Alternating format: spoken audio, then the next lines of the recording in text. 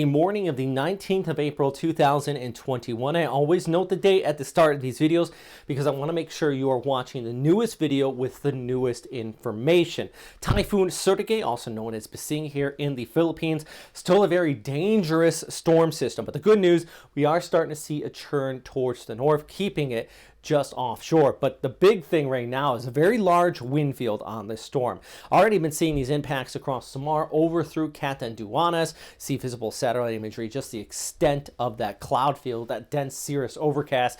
Key thing, still got good outflow aloft towards the north and towards the south. It is over warm sea surface temperatures. So despite a bit of wind shear, which is allowing this to weaken, we still have winds of 222 gusting to 298 kilometers per hour. According to JMA, pressure is at 900 hectopascals at this time. Those winds are based on a 1 minute average from JTWC. Regardless, what that simply means, all that verbiage, it is a very dangerous storm in that center of circulation. But this is the key thing, and I like the graphic from the Joint Typhoon Warning Center compared to Pagasa. Pagasa does a great job at forecasting these storms, but JTWC does a good job relaying the extent of the wind field. This outer line right here, that actually shows you how far the tropical storm strength winds extend out. And we're seeing those tropical storm strength winds all the way out there towards Samar, Catanduanes, Legazpi, Bicol region, even extending back towards northeastern areas of Cagayan. Actually, you could be looking at tropical storm strength conditions as that storm pulls off towards the north and eventually starts to churn towards northeast. Okinawa, by the way,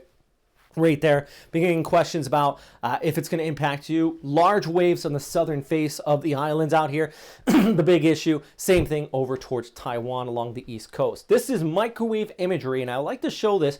And this is if you were in meteorology school and you were trying to explain what the definition of a eyewall replacement cycle was, this is going to be the video you're going to look at. Watch our inner eyewall basically, wait for this to loop back around, collapses. There it is right there.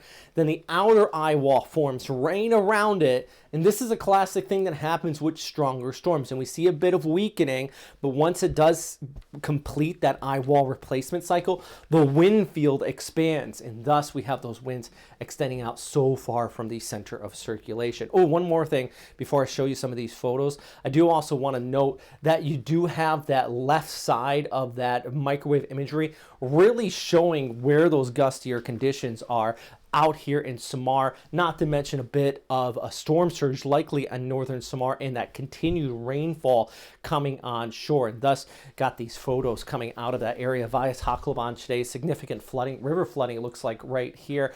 Plus photos from other areas across the region as well. Actually, this video out of Samar, actually Tacloban, excuse me. Catherine sent this in, just a video from her phone at her house there, just showing some of those gusty winds earlier. And this is also in Catanduanes where people are sheltering in place. I am happy to see this.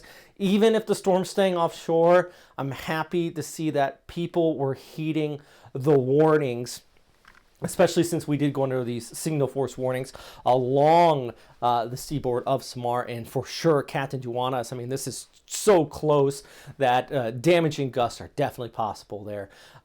And of course, storm surge along the immediate coastline as well. So happy to see that people in the shelters are available so people can get there and be safe. All right, so that's infrared satellite imagery. Just kind of still shows the potency of this storm system and how far those winds do extend out. Signal force 2 in place for Legazpi, Catanduanes, the entire island of Samar where you saw that flooding out there as well. Also, there has been one death reported that was shared to me via a Facebook post. Somebody sent me a message and just showed me some basically information from a police report there. A coconut tree fell and some serious damage to a building, and somebody unfortunately died in that instance. And it all actually happens a lot more often than you think. Falling coconuts. I've said it before, and I'll say it again. It really is one of those hidden dangers with these storm systems, especially in this type of situation where we're not really focused on the storm surge or anything like that. All right, so probability at least tropical storm strength winds. This is key thing I want you to note.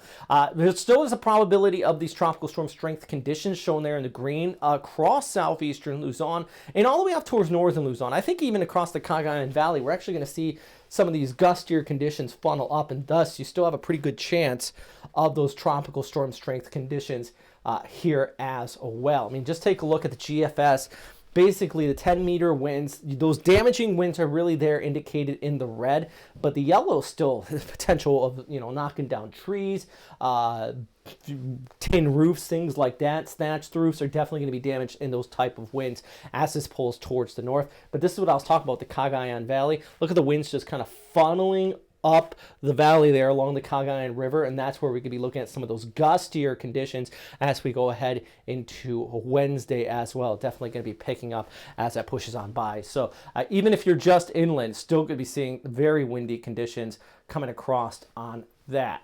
All right, so I do also want to show you some other graphics here, basically the overall satellite imagery. Go back to it there.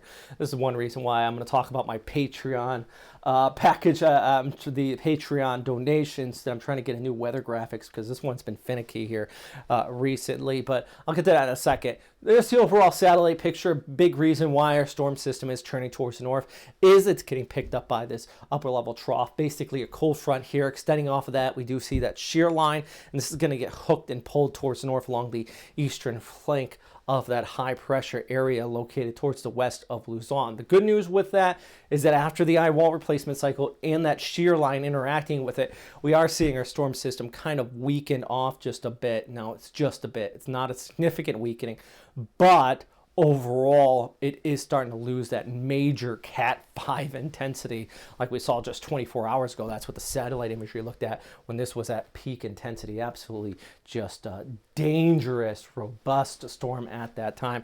So here's a look at some of the main points. Samar and southeastern Luzon, still tropical impacts. I mean, I think it goes without saying. Flooding, landslides, of course, very large waves along the coast. Somebody asked, are we going to see large waves in east coast of Luzon? Yeah, 100% dangerous. Not good surfing waves either or anything like that. And just stay away from the water type waves.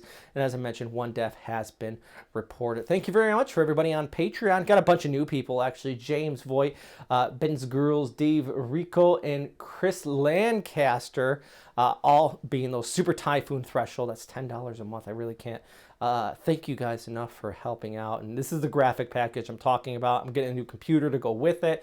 I think the computer is the expensive part, because I'm actually working something out with Metro Weather, that's the producer of these TV level graphics, to you know, be able to use these graphics at a reduced fee. But the computer that goes with it, the hardware, is something that is going to cost a bit of money. So I'm really saving up for that at this time, which is why I want you to check out the Patreon link down below. If you can't donate, that's fine. I'm only asking for people that actually can really help out if you're not financially strained, especially since we're talking about impacts from a typhoon. My goodness. And also, thank you for subscribing. Yeah, that's another big thing. You know, subscribe. If you watched all the way to the end of the video, that's actually huge. That's bigger even than subscribing, because that helps with the algorithm gets boosted and the video gets shared out more, and hopefully we can help more people out. So that's the key thing, right? All right, anyways, thanks for watching, and as always, stay safe out there.